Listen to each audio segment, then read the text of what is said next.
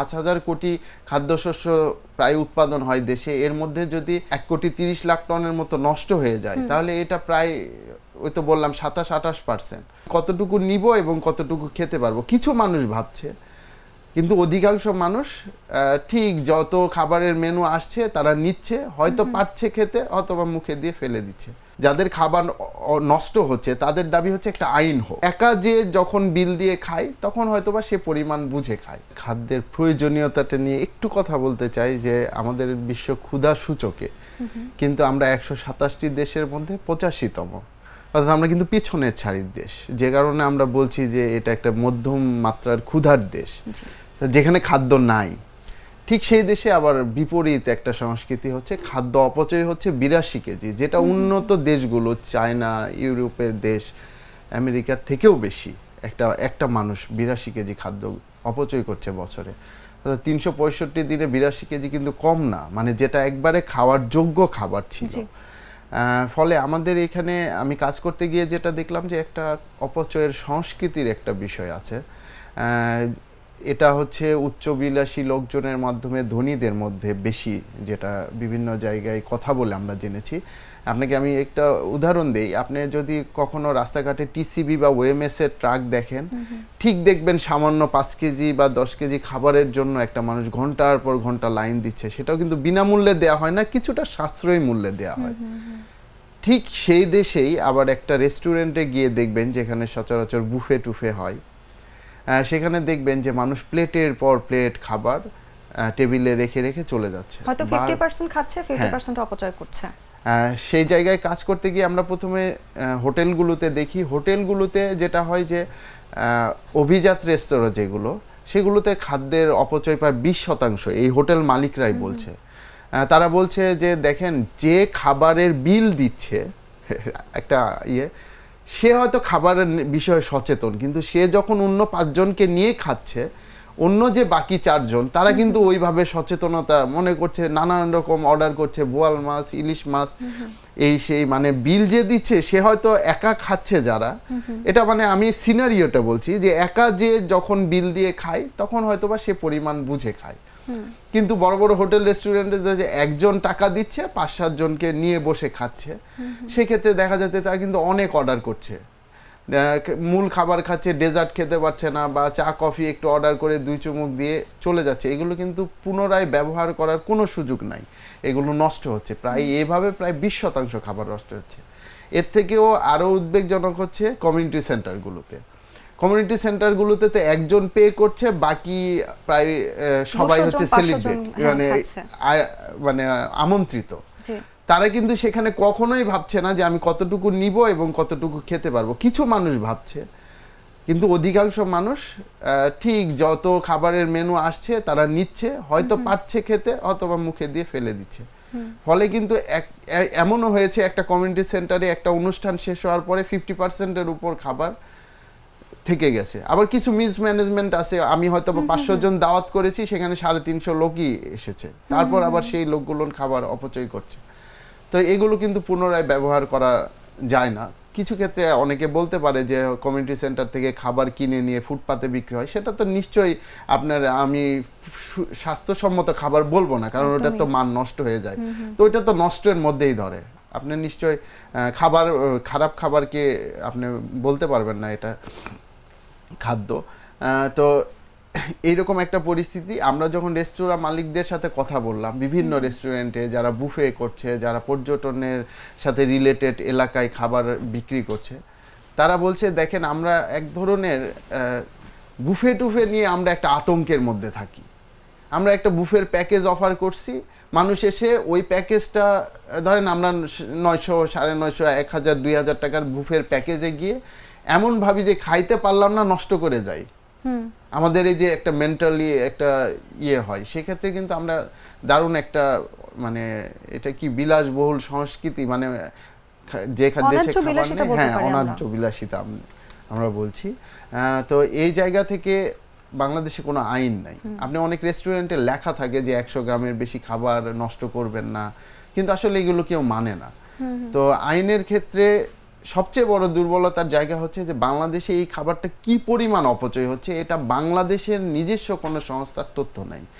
নিরাপদ খাদ্য কর্তৃপক্ষ বলেন অথবা খাদ্য মন্ত্রণালয় বলেন, কারো কাছে কিছু তথ্য নাই। আমরা বৈশ্বিক যে প্রতিবেদনগুলো সেখানে যে তথ্যগুলো দেখছি যে একটা মানুষ 82 কেজি খাদ্য অপচয় করছে, সেটা হচ্ছে 1 কোটি প্রায় 26 লাখ টনের মতো। এটা কিন্তু গত 3 বছরে প্রায় 20 লাখ টনের মতো বেড়ে গেছে। প্রায় 1/3 খাবার আমরা 3 বছরেই বেশি অপচয়ের প্রবণতায় আছি। তো এখানে নীতি নির্ধারকরা যেটা বলছে যে আমরা একটি সুনির্দিষ্ট, এখানে দাবি যাদের খাবার নষ্ট হচ্ছে তাদের দাবি হচ্ছে একটা আইন হোক। রেস্তোরাঁ মালিকরা মনে করেন যে একটা আইন থাক, যে এখানে এত পরিমাণ খাদ্যের বেশি কেউ অপচয় করলে সেটা একটা আইন থাক। এটা কিন্তু গৃহস্থালিতেও দরকার, কারণ আপনি জানেন মানুষ এখন কিচেনে অনেক খাবার যেটা ব্যবহার করা যায় বা খাওয়া যায় অনেকে খায় না। অর্থাৎ কথার কথা আপনি বুঝবেন যে আমি কিছু সবজি কিনেছি, এই সবজিটা আমি এত পরিমাণে কিনলাম যে আমি এর 70% না খেতেই বাকি 30% পচে যাচ্ছে, আমি কিন্তু ডাস্টবিনে ফেলে দিচ্ছি। আবার আমি কম দামে পেয়েছি, আমি অনেক শাক কিনে ফেলছি, আমার বাসায় ওটা ম্যানেজমেন্ট হলো না, নষ্ট হয়ে যাচ্ছে। তো সার্বিক ক্ষেত্রে কিন্তু একটা, যেহেতু খাদ্য প্রচণ্ড মূল্যবান, আমরা তো ক্ষুধার দেশ, সেক্ষেত্রে একটা আইনের দাবি আছে। কিন্তু উদ্বেগজনক হলেও সত্য, আমরা যখন এটা নিরাপদ খাদ্য কর্তৃপক্ষের সাথে কথা বললাম, যারা খাদ্য মন্ত্রণালয়ের একটি সংস্থা, তারা বলল যে আমাদের খাদ্যের সুনির্দিষ্ট কোনো পরিসংখ্যানই নেই। আমরা বিবিএস এর কাছে চেয়েছি যে কি পরিমাণ খাদ্য প্রতি বছর বা প্রতিদিন মানুষ নষ্ট করছে, সেটা জানার পরে আমরা একটা পদক্ষেপ নেব। আইনের বিষয়টা নিয়ে উনি যেটা আমাকে বলেছে যে এই সঠিক পরিমাণটা নির্ণয় করার আগে আইনের বিষয়ে তাদের এখনো কোনো পদক্ষেপ নেই। এই যে আপনি যেমনটি বলছিলেন যে বছরে জনপ্রতি প্রায় 82 কেজি খাবার কিন্তু অপচয় হয়, তো আপনার কি মনে হয় বাংলাদেশে এই যে খাদ্য অপচয় এটা যদি ডে বাই ডে বাড়তে থাকে তাহলে এটা প্রত্যক্ষ বা পরোক্ষভাবে অর্থনীতিতে কিভাবে প্রভাব ফেলে, এবং দেশে যদি উৎপাদন, এই উৎপাদনে এটা কিভাবে মানে চাপ সৃষ্টি করে বা প্রভাব ফেলে? আচ্ছা, উৎপাদনের ক্ষেত্রে আপনি দেখেন আমাদের যে উৎপাদন, এটার এই যে খাদ্যের অপচয়, এখানে প্রায় আমাদের ল্যান্ডের 3 কোটি হেক্টর জমির খাবার আমাদের টেবিল পর্যন্ত পৌঁছাচ্ছে না। প্রায় 27% খাবার আমরা অপচয় করে ফেলছি। এর মধ্যে কিন্তু চাল থেকে শুরু করে টমেটো, আম, সব ক্ষেত্রেই আপনি দেখবেন প্রচুর আম গ্রামে নষ্ট হয়ে যায়, এগুলো কেউ সংগ্রহ করে না। আবার ঢাকা শহরে সেই আম কেনার জন্য কিন্তু 200-250 টাকা মানুষ অনেক কষ্ট করে। সবজির ক্ষেত্রে অনেক সবজি রক্ষণাবেক্ষণের ক্ষেত্রে নষ্ট হয়ে যায়, ফলে কিন্তু একটা দারুণ আর্থিক ক্ষতি হচ্ছে। আমরা যে 5000 কোটি খাদ্যশস্য প্রায় উৎপাদন হয় দেশে, এর মধ্যে যদি 1,30,00,000 টনের মতো নষ্ট হয়ে যায়, তাহলে এটা প্রায়, ওই তো বললাম 27-28%, তাহলে এটার আর্থিক ভ্যালু কয়েক হাজার বিলিয়নের মতো দাঁড়াচ্ছে। তো সেই ক্ষেত্রে কিন্তু আমাদের এই খাদ্য অপচয়টা রোধ করা গেলে এই যে আমাদের ক্ষুধাও কমতো, এবং খাদ্যের যে আমাদের অপ্রাপ্ততা এবং পুষ্টিকর খাদ্যের যে অভাব, সেটা কিন্তু পূরণ করা যেত। একদমই তাই। এবং আপনার কি মনে হয় কিভাবে খাদ্য অপচয় রোধ করা সম্ভব, এবং এটা যদি রোধ করা যায় তাহলে ক্ষুধা ও পুষ্টির ঘাটতি কতখানি মোকাবিলা করা সম্ভব? ধন্যবাদ। আপনি দেখেন খাদ্যের অপচয়ের ক্ষেত্রে কিন্তু আমাদের দুইভাবে অপচয় হচ্ছে। একটা হচ্ছে আমরা যেটা রেডি খাবার যেটা খাচ্ছি না, নষ্ট করছি যেটা, আরেকটা হচ্ছে উৎপাদনের পর থেকে টেবিল পর্যন্ত সরবরাহ, পরিবহন বা মারাই, এগুলো করতে। ফলে দুই ক্ষেত্রে সচেতনতা বৃদ্ধি করার দরকার। একটা হচ্ছে সাধারণ মানুষ যারা খাবার গ্রহণ করছেন তাদের সচেতন হতে হবে, আর যারা উৎপাদন থেকে পরিবহন সরবরাহ পর্যায়ে যারা আছেন তাদেরকে এই খাদ্যের অপচয়টা কমাতে হবে।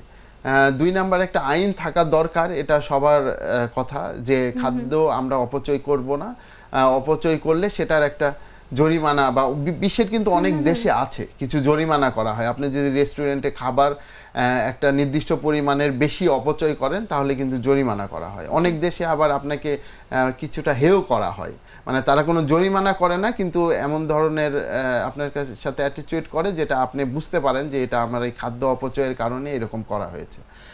তো বাংলাদেশে একটা বিষয় থাকা দরকার। আর 2 হচ্ছে সরকারকে প্রচুর কাজ করতে হবে।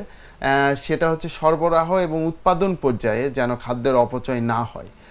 ফলে এখানে কিন্তু একটা বিষয় আসবে, ন্যায্য মূল্য নিশ্চিত করতে হবে, মানে কৃষক যেন বাজারে গিয়ে তার সবজিটা বা ফলটা ঠিক দামে বিক্রি করতে পারে।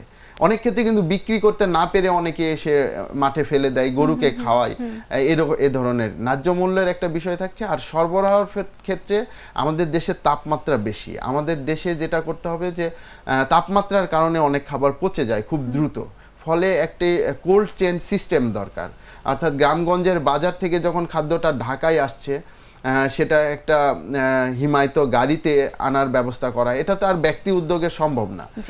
সরকার কিছু করতে পারে, এবং সরকারের কিছু উদ্যোগ ছিল যে ঢাকা শহরের 5টা হিমাগার তৈরি করার, যেখানে কেউ সবজি এনে প্রয়োজনে এখানে সংরক্ষণ করে তারপর বাজারে দিতে পারবে। অর্থাৎ এমন হয়ে যায় যখন রাত্রেবেলা 3টায় যখন বাজারে কোনো গাড়ি প্রবেশ করে সবজি ফল, সেটা কিন্তু বেচা কিনা হয়, কিন্তু কোনো কারণে জ্যাম ট্যামের কারণে 10টায় হলে আর ওই দিন কিন্তু আর পাইকারিতে বেচা কেনা করা সম্ভব হয় না।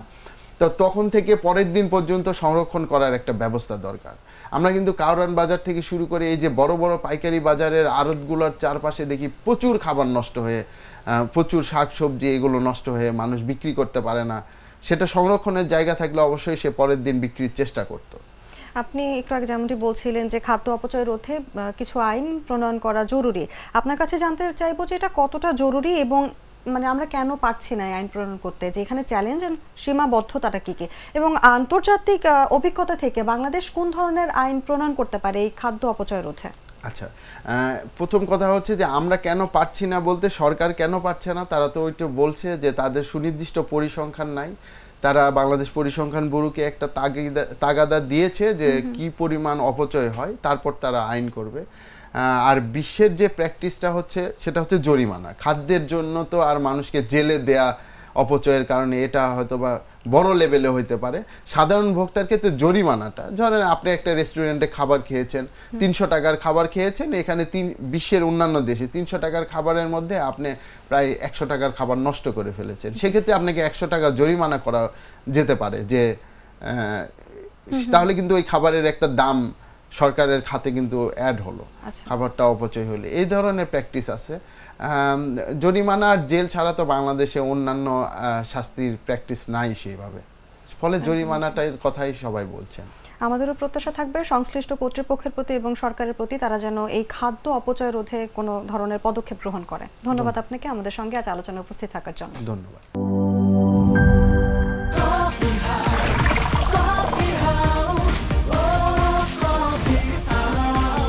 কফি হাউস, প্রতি চুমুকে আড্ডা জমে।